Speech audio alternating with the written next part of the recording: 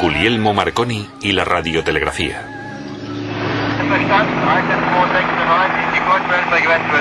Left 1246,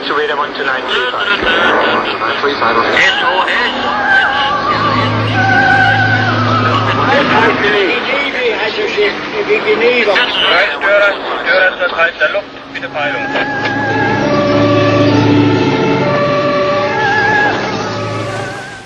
Hasta los tiempos de Marconi, a finales del siglo XIX, esto es todo lo que solía quedar en el mar después de un naufragio.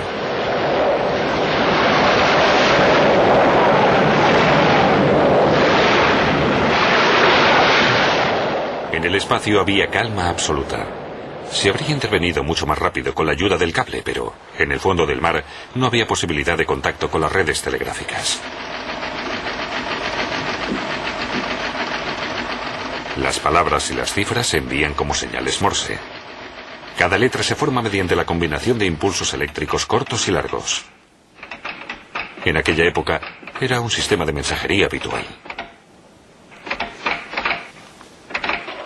Pero al cabo de pocos años surgió el primer competidor del cable en el espacio. Bolonia presumía del hallazgo de la electricidad, muy favorable para el inventor Guglielmo Marconi, el hijo más famoso de la antigua ciudad universitaria. En la actualidad, los radiotelegrafistas italianos se siguen llamando marconisti. La electricidad le fascinó enseguida. Aprendió de investigadores destacados los conocimientos para sus futuros descubrimientos. No habría podido hacerlo con una educación regular. Su madre, irlandesa, crió a sus hijos en el bilingüismo y les dio una extensa formación. Hasta en la música, Guglielmo tocaba el piano. Pero cuando un día de vacaciones a los 20 años leyó un artículo sobre las pruebas del físico alemán Heinrich Hertz, se marcó un objetivo profesional claro: transmitir mensajes mediante ondas electromagnéticas. Entre dos extremos de alambre salta una chispa. Esta emite ondas electromagnéticas. Por ello, en el receptor se produce una segunda chispa. Las ondas se propagan en forma circular como ondas luminosas. Estas son las bases que sentó Heinrich Hertz. En la misma época, el ruso Alexander Popov experimentó con la electricidad atmosférica y creó la antena de varilla para su detector de tormentas. El francés Édouard Branly creó su cohesor, el primer receptor. Ante las ondas de radio, las limaduras metálicas contenidas en un tubo se volvían conductoras y cerraban el circuito del receptor. Marconi instaló en él un dispositivo que volvía a mezclar las limaduras para que pudieran reaccionar a nuevos impulsos.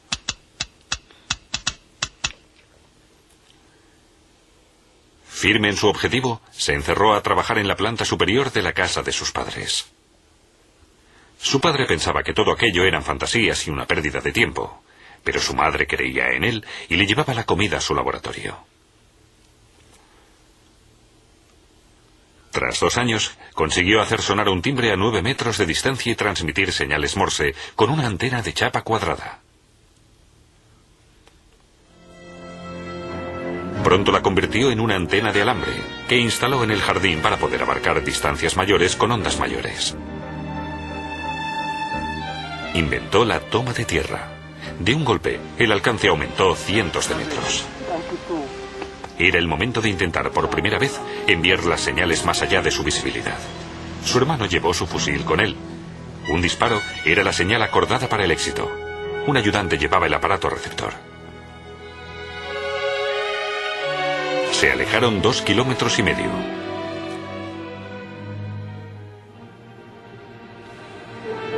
Sobre la mesa, todos los aparatos requeridos: un teclado Morse, esferas de Hertz, un inductor de tensión y una batería.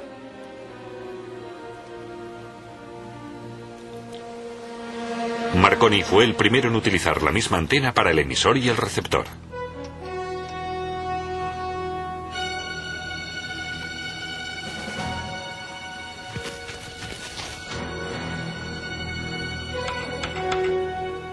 Con el teclado Morse envió 3 señales cortas que produjeron 3 pequeñas chispas que, a su vez, produjeron las ondas. ¡Increíble! ¡Funciona! ¡Mamma mía!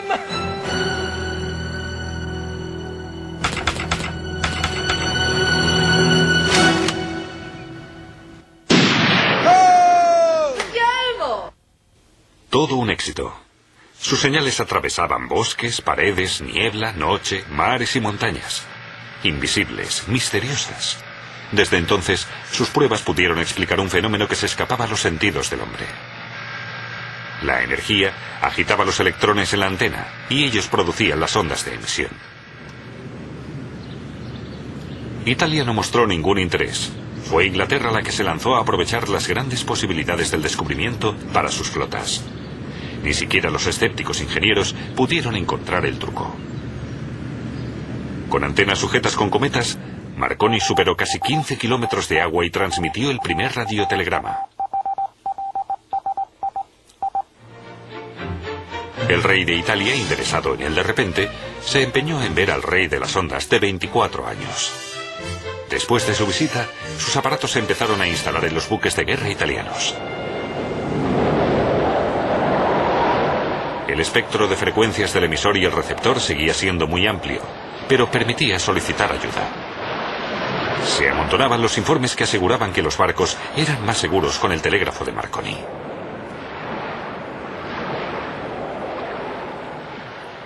Ahí es donde surgió el problema más grave: filtrar un mensaje concreto a través de la lluvia de ondas. Con constantes mejoras en el aparato receptor, que posibilitaron un ajuste de la frecuencia más preciso, el emisor y el receptor pudieron trabajar de una forma más fiable.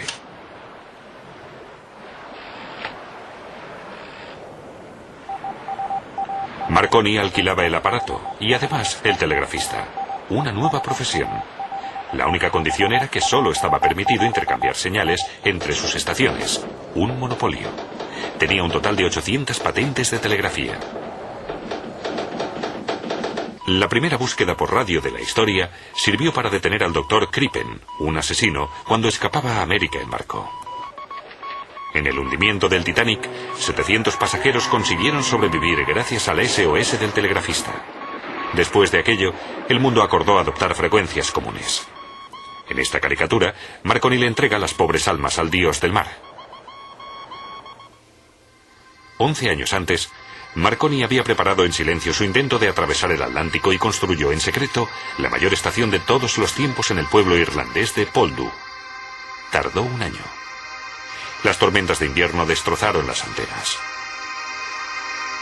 Pero después informó de que a las 12:30 horas recibió débiles señales desde unos 3.500 kilómetros al otro lado del Atlántico.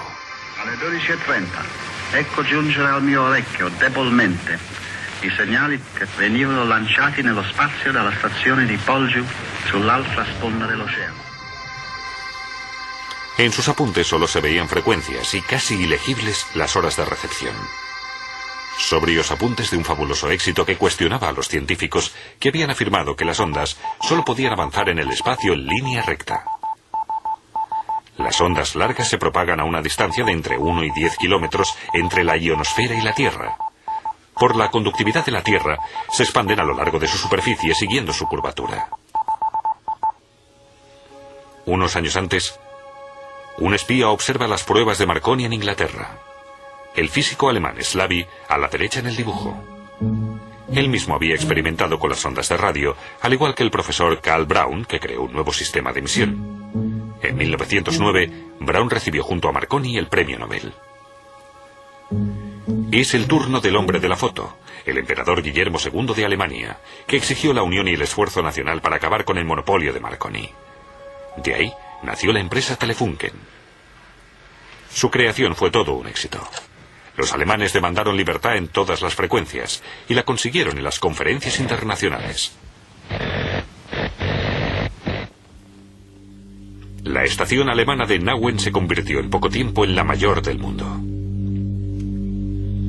En los años 30 sus instalaciones ya eran aptas para las emisiones de radio.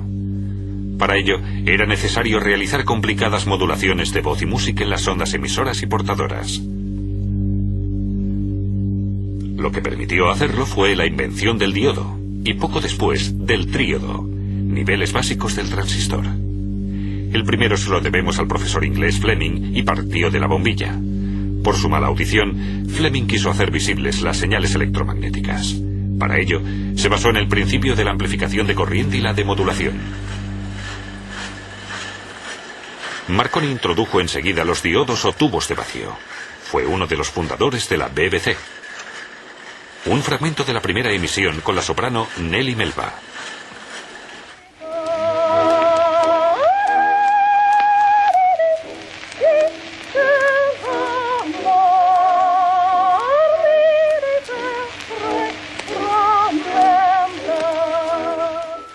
En la inauguración de la Radio Vaticano, el Papa le preguntó cómo funcionaba todo aquello, a lo que él respondió: usted es quien mejor debería saberlo.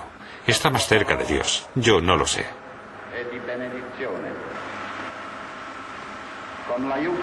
Con la ayuda de Dios, que ha puesto a disposición del hombre esas misteriosas fuerzas, he podido construir una emisora que transmita la voz del Santo Padre a todo el mundo. Que procurará ai fedeli di tutto il mondo la consolazione di udire la voce del Santo Padre.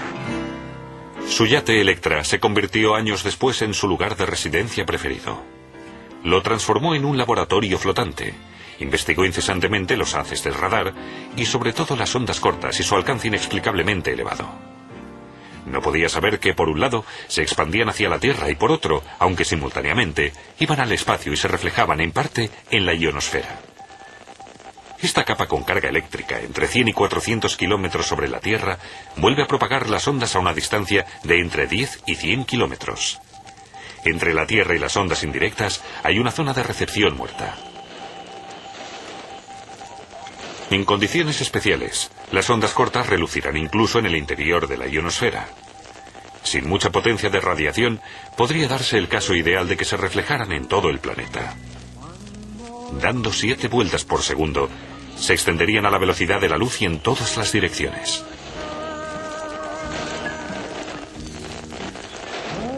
Así se hizo posible su visión de una red universal de estaciones de radio.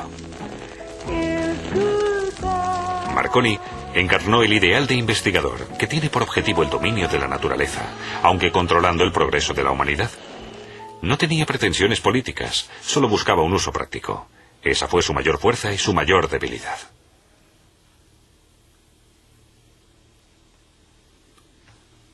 Cuando murió, todas las emisoras de radio del mundo permanecieron en silencio durante 2 minutos. El espacio vivió un momento de silencio tan largo como los anteriores a Marconi. 10 años después nació el transistor, el precursor de la electrónica moderna. Desde hace mucho tiempo, el procedimiento físico de la chispa se ha perdido en el espacio. Podemos contactar con cualquier barco de cualquier rincón del mundo vía satélite.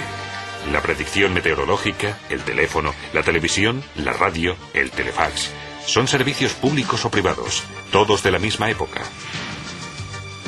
Las ondas extremadamente cortas de los radares se mueven en campos inferiores a 1 centímetro y reflejan también todo objeto metálico que se pueden calcular con exactitud su distancia y dirección. Así, se evitan colisiones incluso de noche o con niebla. Las ondas medias y largas se van reemplazando lentamente. Las ondas ultracortas las han ido sustituyendo sobre todo en las emisiones de música. Las ondas cortas se limitan a las emisiones de radioaficionados. La red de comunicación mundial ha permitido un pensamiento globalizado. Es la base del comercio internacional, la bolsa, las relaciones. Pero el tráfico de información no es siempre positivo. El contenido de las noticias a menudo es falso y engañoso. Hunde a mucha gente, igual que las tormentas hundían antiguamente los barcos. Nuestro futuro está en los satélites y las radiotransmisiones. Microondas dirigidas por antenas parabólicas. El cable del espacio.